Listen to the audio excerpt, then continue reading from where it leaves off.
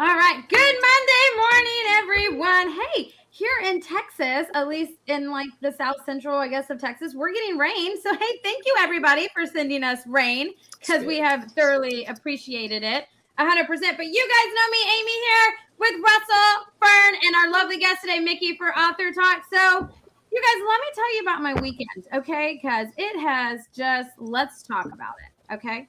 So one, I had a book launch released this weekend. Okay, The Flower Enigma with Roxanne Charles, and let me just say, nothing makes me more mad than when I do a book launch and it doesn't go the way I want it to go. So let me just say, nothing ruins my weekend more than that.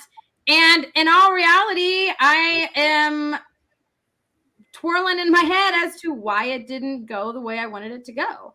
So it's been an interesting weekend. And then on top of that, you guys, I actually got called by someone who doesn't know me unprofessional this weekend. First time for me ever. So I'm going to wear that with pride because, hey, if you have names for me, that's cool.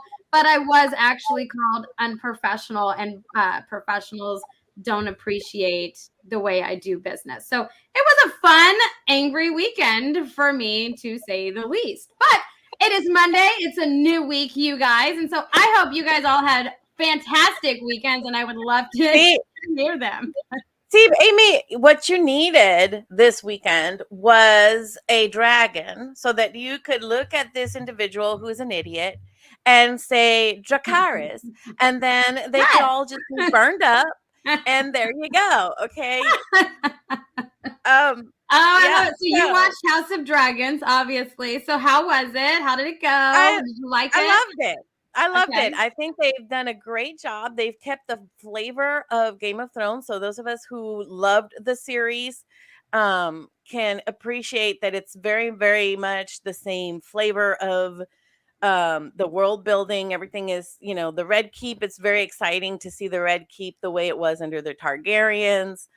And they're setting it up very nicely of, the history of the Targaryen dynasty and stuff. And of course, the best part has dragons in it.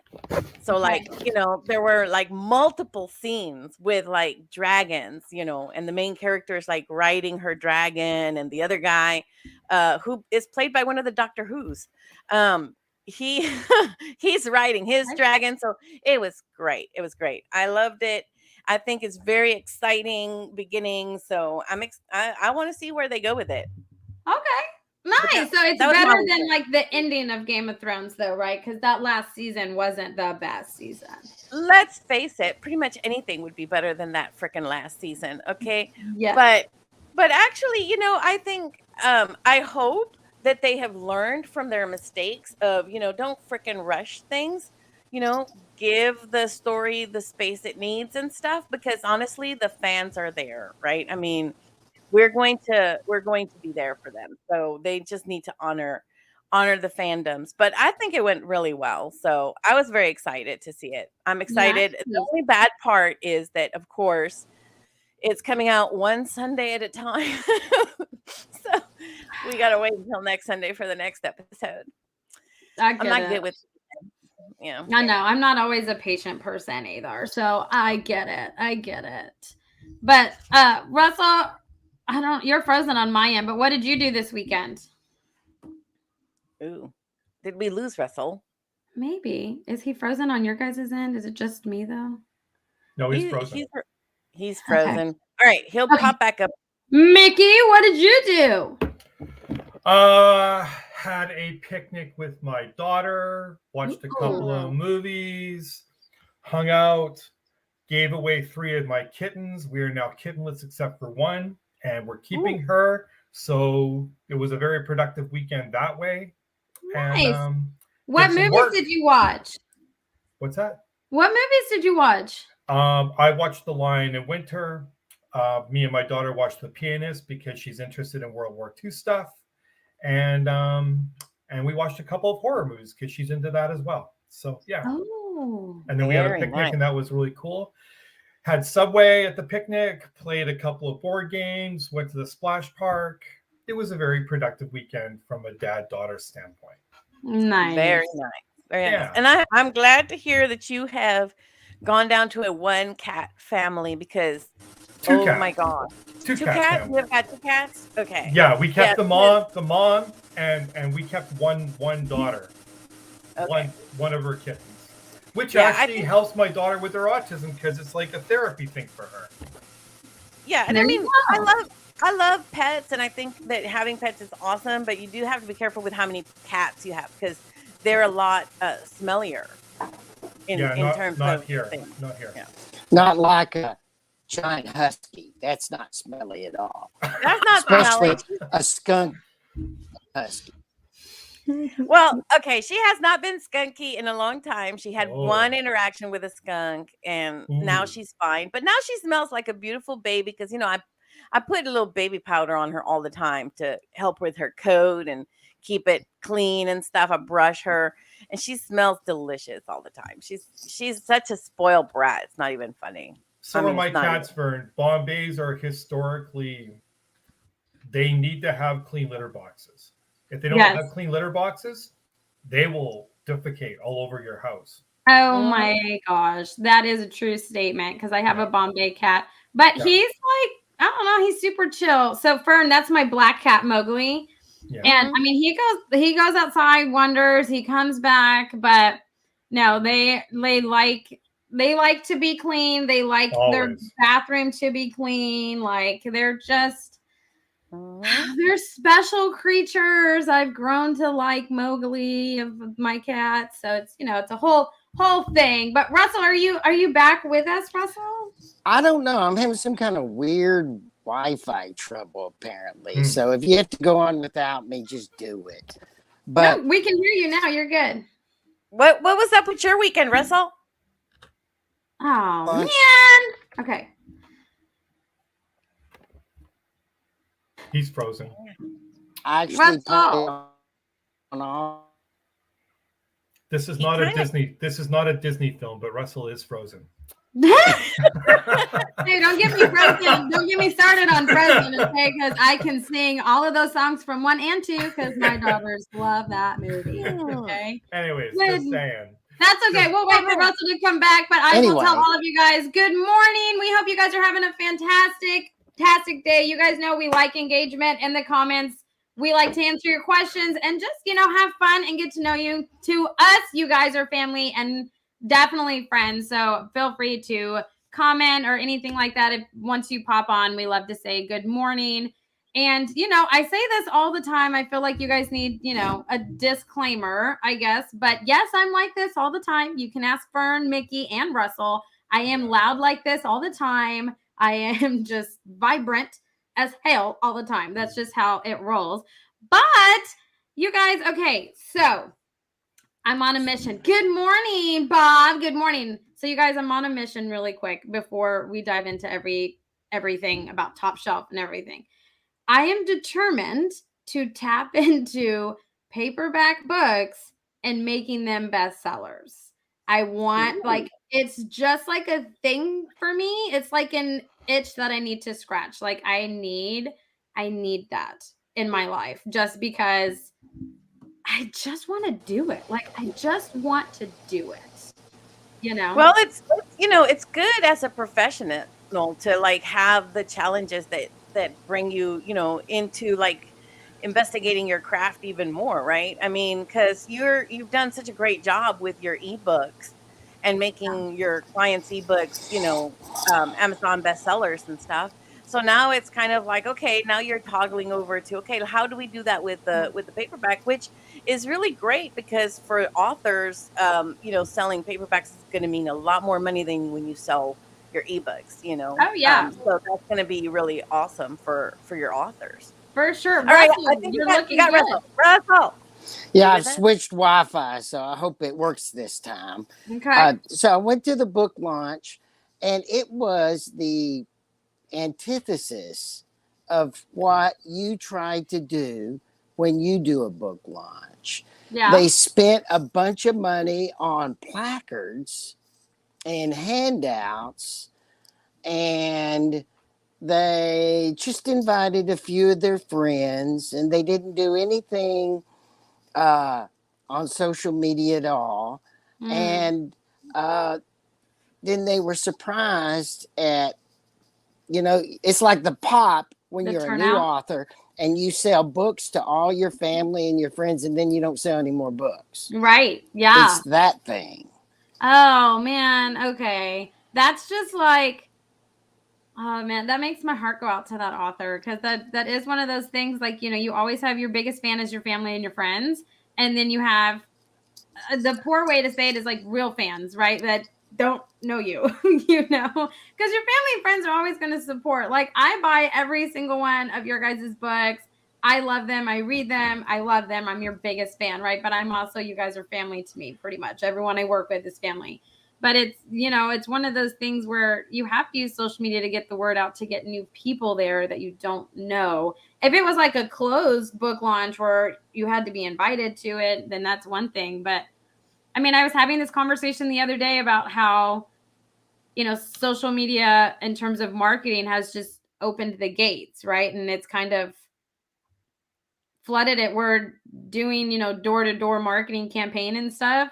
I mean, that's still effective, but you have to have a really heavy social media presence and things like that. So, I mean, it's just a missed opportunity, because I don't know anyone that doesn't do some kind of like blurb or shout out or social media campaigns on any of their launches, because I mean, you can reach the masses that don't even know you exist, especially if you run ads. So it's a learning curve. We're just going to say it's a learning curve. Things happen.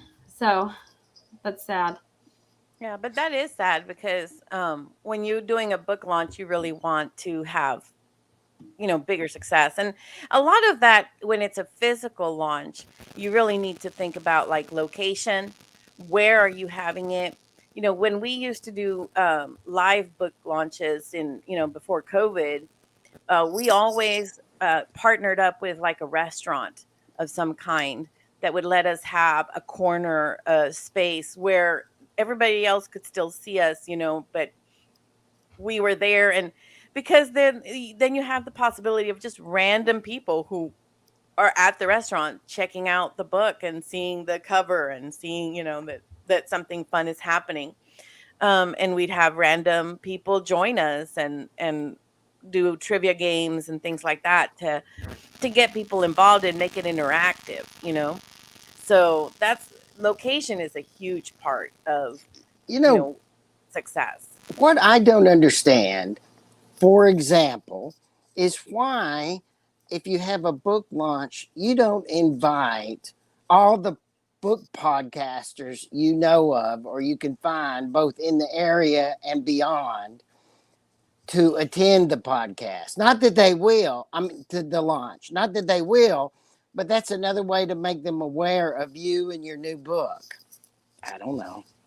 Yeah, Yeah. definitely. It doesn't hurt to like just get the word out there and invite people. I mean, whether they come or not, they're at least aware of the event for sure. Yeah. But Well, yeah, I mean, Russell, Fern, you guys know Sandy used to say this all the time. Like, nobody knows who you are except for your family and friends. So if you don't go out there and just invite people and kind of campaign and be known, right, in your small community, like be known outside of your family and friends, then no one, it's much harder to sell your book and things like that. And I mean, I learned that from Sandy years ago. I mean, she just said it as if it was like everyday knowledge, but I mean, when you're an author, especially a first time author, you really do have to understand that you have to get your hustle on, right? To market your book and to sell your book and to get your name out there, doing speaking and stuff like that. But I mean, Russell, inviting like local podcasters and stuff is brilliant. Like, I've never thought of that. I mean, you can invite like influencers and stuff, and they're going to want like some kind of compensation or whatever for it. But like inviting those, I think is great. Or having it, if like Fuzzy's Tacos, when I lived there, they would do trivia night or karaoke night or whatever. But like going at a location kind of like that, I mean, a lot of them I think would be open to that. And so you already have a mass amount of people there. You just have to bring them to your table. So I mean, you just have to get creative. And I mean, I get it. most of us, I'm pretty sure all of us on this show, we're actual introverts. Okay, we force ourselves to be. I'm not. Well, Russell, to an extent, I am. Nope. I am to an extent, but it's kind of one of those things. Like, you can't be afraid to just go out there. What's the worst thing they're going to be like? No, I'm not interested. Like, Because they're still aware. I'm gonna move right? on, right? Yeah. So I mean, you can't be afraid of rejection. You just have to tell yourself the only thing that they can say is no, and they're not going to dog you. Well, they know who you are. You know, here's the thing: no doesn't actually change anything. Because you already living in no. No is already part of your existence. You already don't have those people's interests or connections. They're already not paying attention to you. So no is already here. When you ask, what you're doing is giving yourself the opportunity for a yes. Right? Mhm. That's what you're really doing. You're giving yourself an opportunity for a yes because you already have no. No is already here. Okay. So if they say no, nothing changed. Yeah. So that's the mentality that you really have to remember is, it's not, it's not personal, it's business. And also you already have no. So no doesn't really change anything. The only thing is if you don't ask, you won't have opportunity for a yes. And that's what you want to try to do. But speaking of being seen, I know that Russell always wants us to talk about how you can find us. Right. And where our podcast is. So Amy, where is our podcast? Oh, I'm sorry. That was my cue for me. I'm over here like, still going on and, I'm still pissed at myself, you guys. You can find us over on Amazon Music. I know I got riled up. I'm sorry. Amazon Music, Good Pods, Spotify, Stitcher, anywhere that you can listen to a podcast. We are on, you guys. We are in the top 10 on Good Pods, which to all of our surprise, we are just grateful for. And we love talking with authors, hearing stories of people that work with authors, our authors, publishers, all kinds of realms.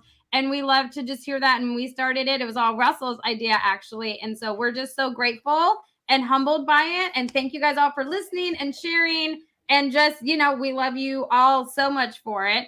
And speaking of all of that, tonight on Through the Eyes of Authors is actually our collaboration night. So we are going to be, if you have a social media question, if you had something exciting happen, like James, I know that you're back from Killer Nashville, so we want to talk about it. But anything that any of us in the group can share, tonight is the night that we are going to do that. We have 1 hour allocated. So social media questions that you have, how we can help each other and support each other and do shares and stuff like that. That's what's happening tonight on Through the Eyes of Authors, you guys. And if you happen to miss last week, let me know, because we had a fantastic media panel that Mickey helped put together, and it was very informative. So if you're struggling or you're trying to understand how to navigate these waters of being an author, let me know. Let me know. I'm more than welcome to send it to you so you guys can listen to it and just learn, right? We're not competitive. We're all about just learning and helping everybody get ahead in this game. But speaking of all of that, Mickey Mikkelson is on today to talk with all of us about Top Shelf. I know I will jump in there as well, but it is something that relates to authors, writers, just the whole writing community as a whole. So Fern, it is your time to shine. All right. Well, Mickey, welcome to our show. We're so excited to have you talk about Top Shelf and all other kinds of things you want to talk about. Thanks for having me. Yeah. So Mickey, yes. Top Shelf. It's a magazine. Tell us a little bit about how you came to be connected to it and to have this opportunity to take it on. Yeah. So I worked with the previous owners of Top Shelf for probably 4.5 years, getting cover stories of my clients, guest posts. We worked out a very good working relationship for over 4 years. And at some point, there was always talk that I might purchase a magazine because they'd be looking in different directions. Well, that happened. That happened in May of this year. And so the previous owners, Keith and Becky Kasikis, hope I pronounced that correctly, they stepped away from it. And in turn, they offered it to me. And because they offered to me, I'm only one person. I decided to invite Amy to this because we have such a close working relationship. And we, as a duo, decided to, we'll take this on. And so it's a major literary magazine. They've had major people in it: Brad Thor, Brad Metzler, Steve Barry, all New York Times bestsellers. They cater to publishers. They cater to libraries. They have a widespread distribution system in the United States. To us, it was a win-win. So that's what's happened. So when you took this on, like, do you guys have a vision of like some of the things that you'd like to do with it that are different from what it's been doing so far? Like, do you have any special ideas that you're playing with? Yeah, so a little bit of transparency. Since we've taken over the magazine, I've heard some rumblings that we took it on to be a forum for creative edge clients and abundantly social clients, and basically create our own magazine, which is not why we're doing it.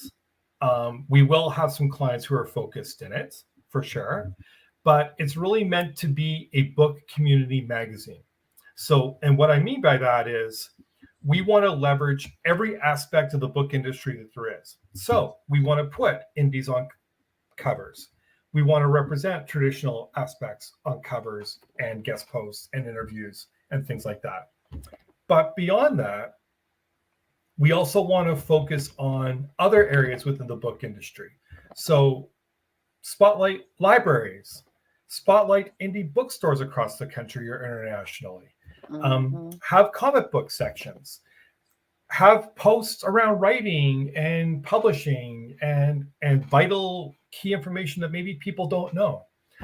And really, end of the day, and this is maybe where I'm going with this, and I hope Amy will attest to it, our goal is to make this magazine an international focus in the book community. And that's it.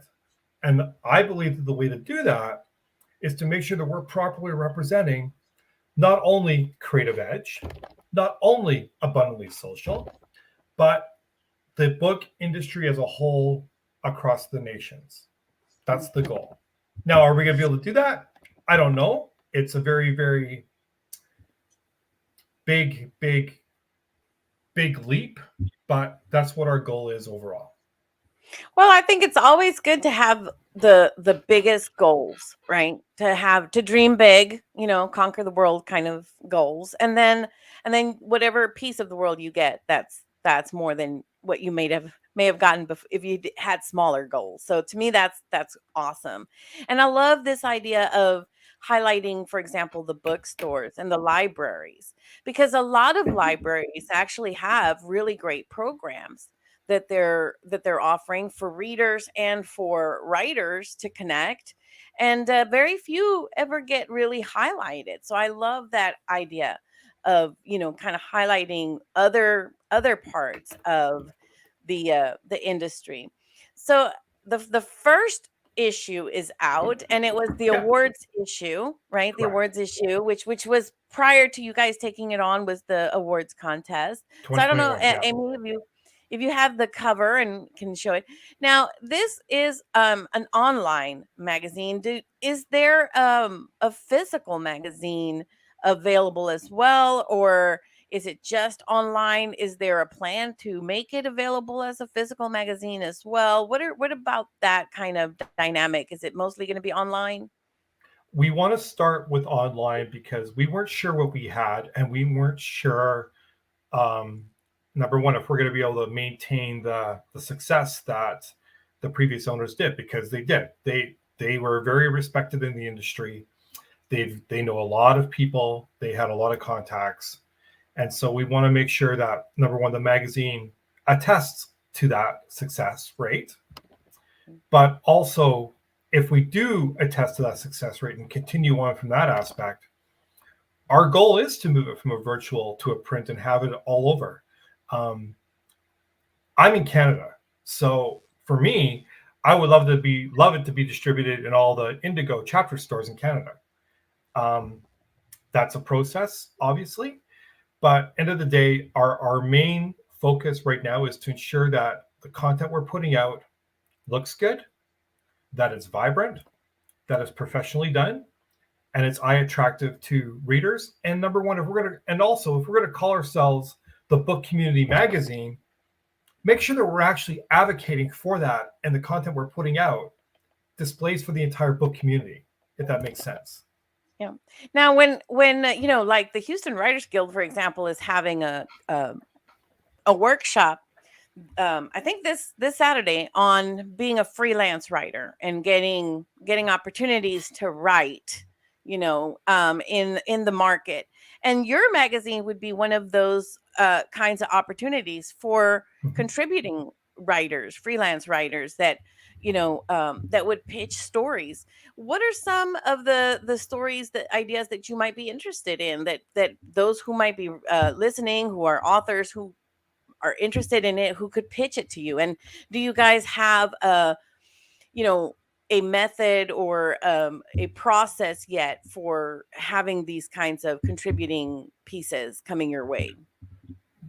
I don't believe we have a process as of yet, but from my aspect, and I'll get Amy to answer this as well. From my aspect, anything we put in the magazine has to look professional. We only want to showcase authors, whether they be traditional or indie. We only want to showcase those individuals who have taken the time out to spend money to get a nice looking book cover, to get professional headshots, to properly edit any content that they send over to us, all of that. If that doesn't happen, they're likely not going to get space. It's no different than me signing a client. I get bombarded with clients probably 10 to 15 a week or a month. And I sign very, very few of them, just because the people that are pitching don't want to either spend the money or don't want to take the time to put out a professional product. So how can you market a product if it doesn't look professional? You can, but it's going to hurt your credibility at the end of the day. So that's why that stance is there. And that's my take on it. Amy, I hate to put you into this, but go ahead. Yeah.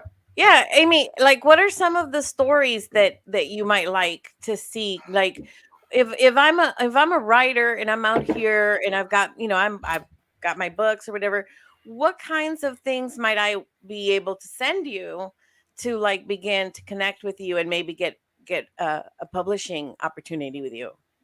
So I am a sucker for a good story about how you fell into writing and how you took that leap to publish your book, whether it's traditional, you publish it yourself, and like the learning curve that you experienced. I love to read those because I feel like you're not alone in that. And I feel like a lot of authors, first time authors, or even if you've done it before, right? Every time you publish a book, there's not that it's a different process, but you go through different hurdles. I feel like each time, especially when you do it on your own. So I like reading stories like that, like kind of, this is what I've learned. I fell into writing, or I've always loved writing. I decided to take that leap, or, whatever. I love things like that. But I also like,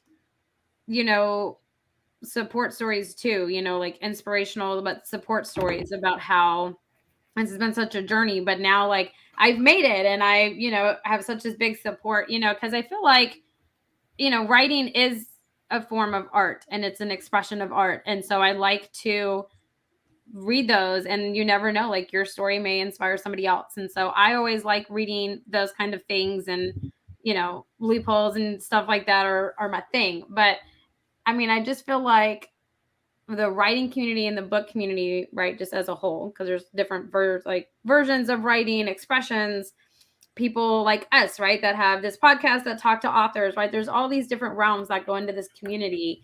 And so I feel like everybody's story is unique. And so I like to read those, and it could inspire somebody else, or maybe someone else is going through the journey and maybe it brings them together. I'm a huge advocate for that.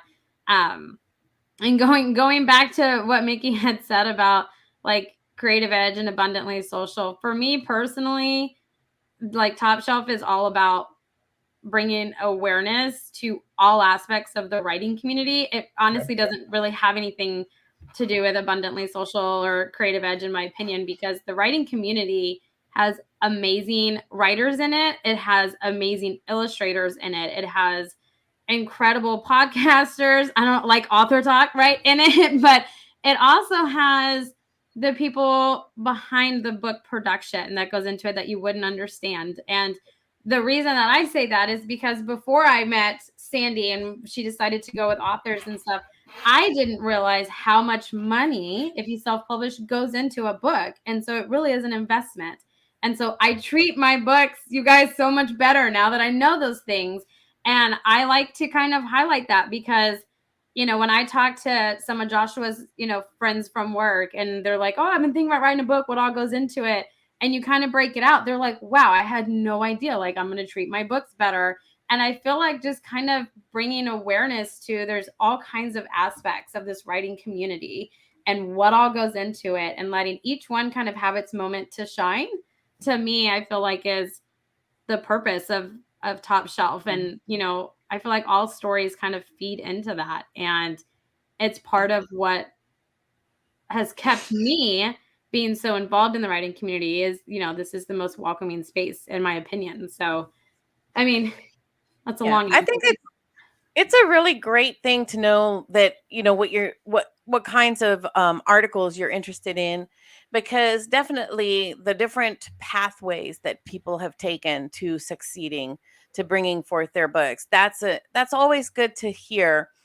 What people think, they think they're going to find the path, that there's like this one method that will get you there. And it's like, no, everybody has a different journey, and we can learn from each other's journeys. There's things that you can take from one person's journey and apply it to your own, and then there's things that you just can't. Like I always think about I always think about Verstant and how he sells books. Okay, like the man sells books, and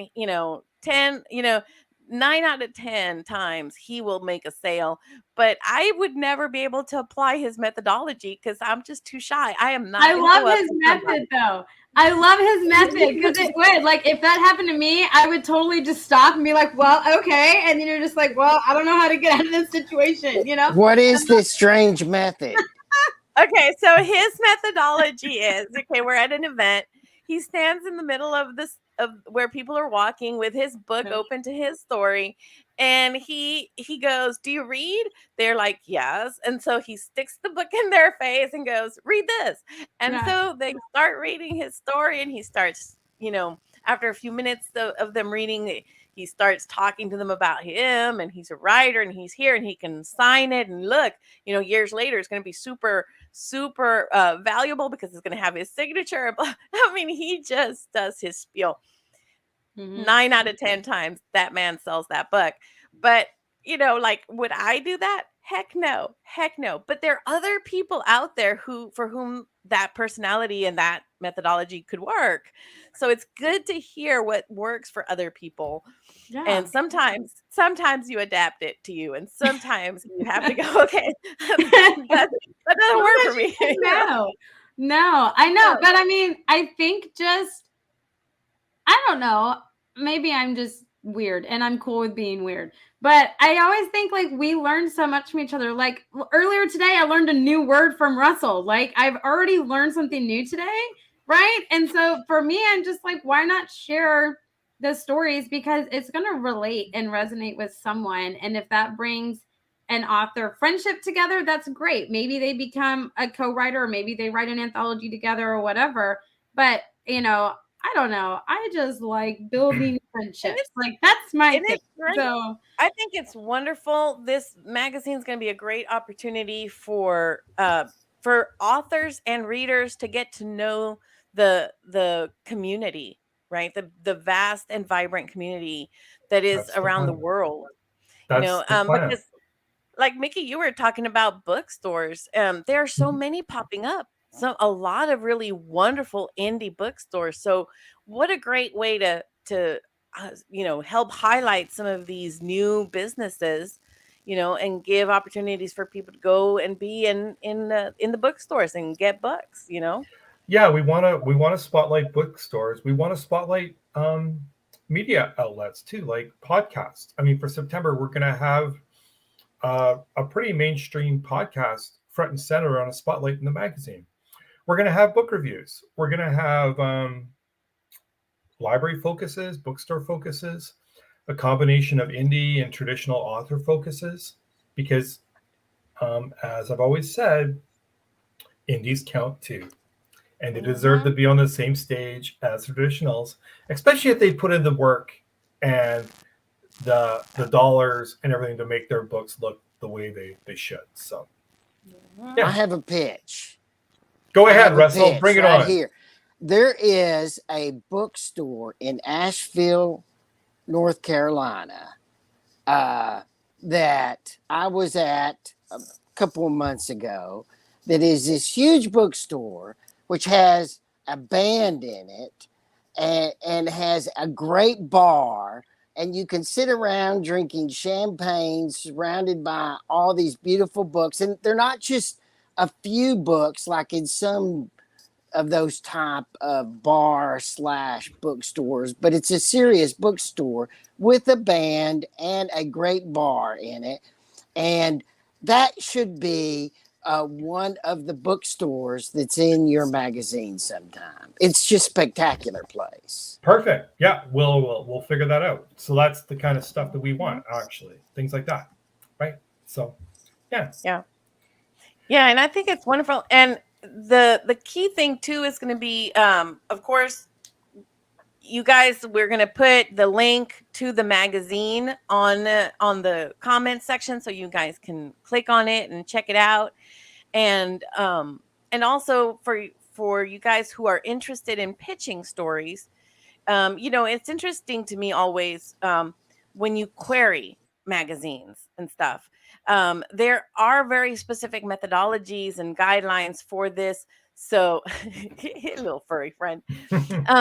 So we encourage you always, whether you're pitching a book to a publisher or whether you're pitching an article to a magazine or other source, make sure that you check their site for guidelines and procedures, how to send, what to send. Some people want to see the whole article. Some people just want the idea for the article. You really need to do your due diligence there. And like I said, the Guild is having the workshop this Saturday on that. So if you want some more tips and strategies, check out the Houston Writers Guild workshop this Saturday. Russell, you had something to say? Oh, yes. Mickey dropped a couple of comments while he was talking about the magazine that I want to come to because we're running out of time. And I don't want to run out before we get Mickey on his pedestal. And sometimes that makes Fern get on one too. And that's the bad part. But you're going to get me in trouble. You're going to get me in trouble. Covers and headshots. You were talking about that, about considering authors. Would you go into that a little deeper before we end? I will answer this question as carefully as I possibly can. Authors that I am always looking to sign have to have professional-looking headshots. They can be selfies. They can be taken from phones. I have lots of clients that do that, but they also look like professional headshots. No clutter in the backgrounds, very clear, non-blurry. They really need to be focused on a headshot that I can put on a press release. I can't put a headshot on a press release that has a funnel of books in the background or a bathroom shot in the background. I can't put that on or a press release. So it really needs to look like a professional headshot. Book covers too. I'll use Nicole Fanning, who I represent, as an example. She made handmade covers of her books, Catalyst and Ignite, when we started working together. I pitched her to multiple outlets. I got crickets. I got nothing back. So I told Nicole, you need to update your book covers. These look like they're handmade. And it's a lot of mistakes that indie authors make. So I'm not trying to cause a generalization, but it's true. If the covers don't look vibrant or look professional, they won't be picked up. So Nicole took that advice. She paid someone to create new covers for her books. Well, she's been on national TV since that happened 3 times. She has been focused and had a guest post in Crime Reads Lit Hub, one of the biggest mainstream thriller mystery sites in the United States. She's had podcasts. She was just on a radio show that's been going to be syndicated to 7 or 8 different stations. None of that would have happened, everybody, had she not changed her book covers. So it does make a difference. So it does. Yeah. It does. And it's important. I always say, book covers sell the book, and the editing on the inside keeps people coming back for more. So you really cannot scrimp and save when you're in this. If you're in this for real, you've got to spend the money. You got to spend the money on good book covers. You got to spend the money on good copy editing, and also on good content editing. Because if the story is slow, if people put down the book, don't finish it, they're not going to buy another story right from you. So you have got to invest in good developmental editing, good copy editing, and good book covers. It matters. It matters, my friend. End of the day, and I'm going on a tangent, so I'm sorry, guys, but end of the day, Top Shelf is an investment. Keith and Becky invested in us to make sure that legacy continues. Me and Amy have invested our time and minuscule money to get this magazine out. We cannot afford to put non-marketable products and non-marketable people in the magazine. And we just won't, if that makes any sense. Yep. And so it is a great opportunity. We're so happy for you and Amy to have this opportunity to put forth this magazine that will help a lot of people get to know the book industry and the amazing, vibrant authors and libraries and bookstores that are out there. Amy, what have we got coming up as we're wrapping up?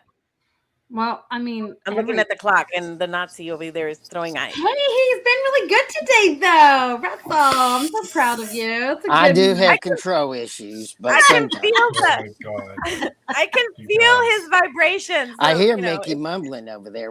I can hear you.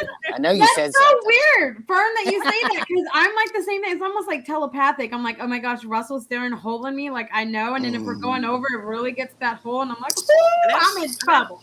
Like, I do know. But no, I mean, we're wrapping up the end of August. We're feeding into September. And you guys know we have some of Mickey's amazing clients lined up for the end of this month and going into next month. But if you want to be on Author Talk, you guys know how to get in touch with me, Russell, or Fern at this point. Send us an email, Facebook message. If you really want to get a hold of me and you're just like, I have to be on, my number's in the bottom of my email signature. Feel free to text or call me. But disclaimer, if I don't have you saved in my phone, I won't answer. Leave me a voicemail. Okay, I'm just saying. Right, and she doesn't respond to text very quick either. So Russell, I've got that's not true, Russell. That's not true. You have to pay her, and then she'll do it. Wow. So it's a personal thing. It's a subscription you gotta buy, because I pay for the subscription and I get responsive texts all the time. Okay, that means it's just personal. Oh my gosh, that's not true. Okay, well, $50 to get Amy's text. That's how it works. Mickey Facebook messages me, Russell. Oh my God, he doesn't text me, and I text you back today. Like, oh, now I'm in a hole.